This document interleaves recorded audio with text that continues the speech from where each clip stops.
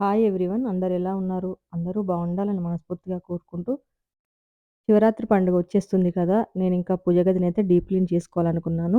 నేను కొంచెం పూజ గదిలో పటాలని, విగ్రహాలని ఎక్కువగానే పెట్టుకుంటాను. నాకు క్లీన్ చేసుకోవడానికి చాలా టైం కూడా పడుతుంది. అలాగే చిన్న మోడిఫికేషన్ గూడా చేసుకోవాలనుకున్నాను. ఇంకా అమ్మవారి దగ్గర అప్పుడప్పుడు చిన్న చిన్న ఐడిల్స్‌ని బై చేయడం కానీ, వాటిని చేంజ్ చేస్తూ ఉండడం కానీ, అమ్మవారి దగ్గర చిన్న చిన్న మార్పులు చేసుకోవడం కానీ నాకు చాలా ఇంట్రెస్టు.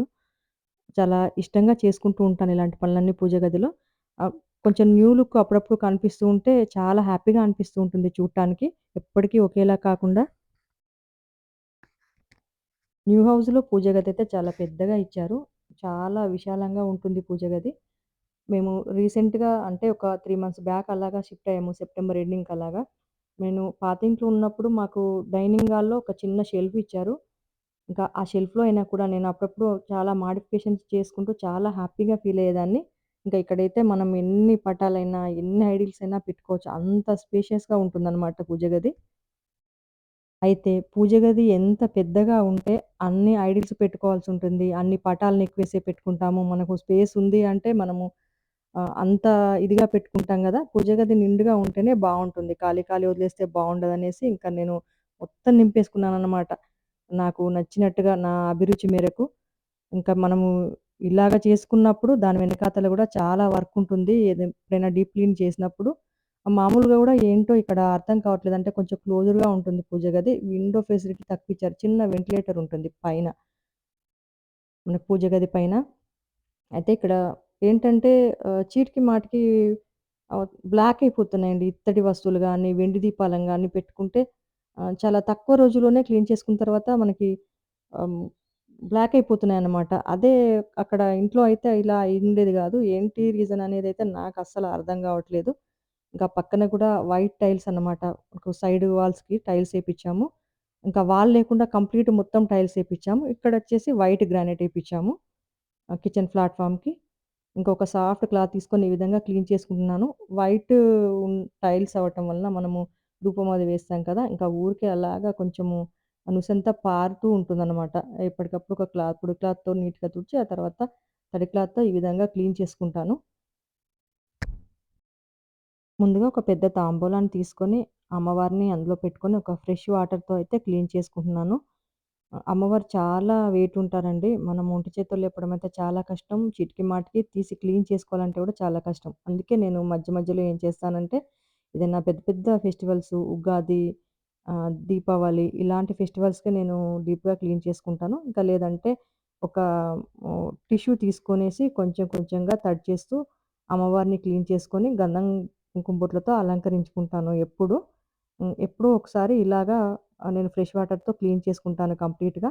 ఇంకా ఆ తర్వాత అదా పూజ గదిలో తీసుకున్న చిన్న చిన్న ఐడిల్స్ గానీ, ఆ పీఠాలను కానీ తెచ్చుకొని ఈ విధంగా ఇక్కడ క్లీన్ చేసుకుంటున్నాను.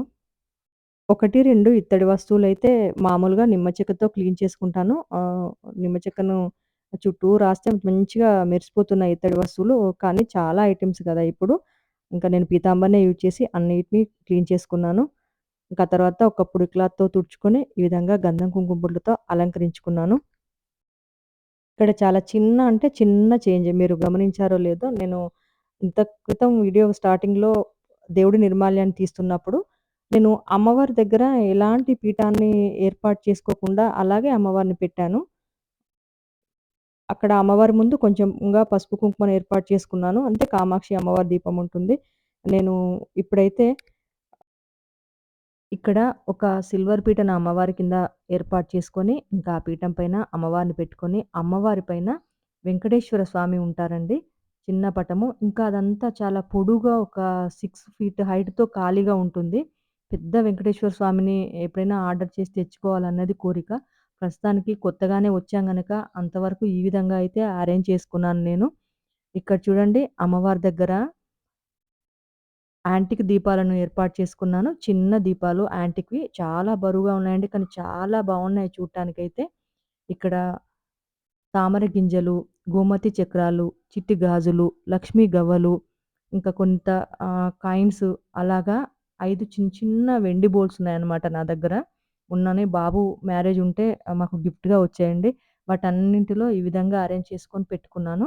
ఇంకా అమ్మవారికి పక్కన వెనకాతలంటే కొంచెం సైడ్‌కి అలాగా 2 ఏనుగుల దీపాలనేవి ఉంటాయి చిన్నవి. వాటిపైన నేను పసుపు, కుంకుమ బోర్డ్స్‌ని ఏర్పాటు చేసుకున్నాను. చాలా అంటే చాలా కళగా అనిపించింది. కొంచెం ఇప్పుడు డిఫరెంట్‌గా న్యూ లుక్ అనేది అనిపించి చాలా బాగా అనిపించింది. పండగకి ఒక కొత్త చిన్న చేంజ్ అన్నమాట. మా మేడ్ తీసుకొచ్చింది స్పెషల్‌గా ఈరోజు మందార పూలు. పసుపు రంగువి, ఎక్కువగా ఎరుపు రంగువి చక్కటి మందారాలతో పూజ గదినంతా ఈ విధంగా అలంకరించుకున్నాను. పక్కన అష్టలక్ష్మి దీపాన్ని పెట్టుకున్నాను. ఇక్కడ కామాక్షి అమ్మవారి దీపాన్ని కూడా అమ్మవారి ముందు వెలిగించుకున్నాను. కొంచెం ఎక్కువేసే దీపాలు పెట్టుకున్నాను ఈరోజు. చక్కగా ధూపాన్ని చూపించి చక్కగా అయితే పూజ చేసుకున్నాను. మరి మా పూజ గది మీకెలా అనిపించింది? మీకు కూడా నచ్చాలని మనస్ఫూర్తిగా కోరుకుంటూ, ఇవాల్టికైతే ఇంతేనండి వీడియో. మరో మంచి వీడియోతో మళ్ళీ కలుద్దాం. అంతవరకు బాయ్ అండి.